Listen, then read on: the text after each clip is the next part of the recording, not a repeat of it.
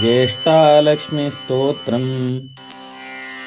हे त्वं महाभागे सुरासुरनमस्कृते, ज्येष्ठा त्वं सर्वदेवानां मत्समीपं गता भव। श्वेतसिंहासनस्तातु श्वेतवस्त्रैरलङ्कृता, वरदं पुस्तकं पाशं बिभ्रत्येते नमो नमः। ज्येष्ठे श्रेष्ठे तपोनिष्ठे धर्मिष्ठे सत्यवादिनी, समुद्रं मतनोत्पन्ने ज्येष्ठ्यायै ते नमो नमः। सुरासुरनरे द्वन्द्वा यक्षकिन्नरपूजिता, पूजितासि मया देवी ज्येष्ठा देवी नमोऽस्तु ते।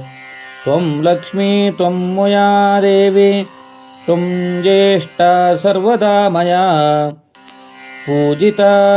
मया देवी प्रसीदं वरदा भव।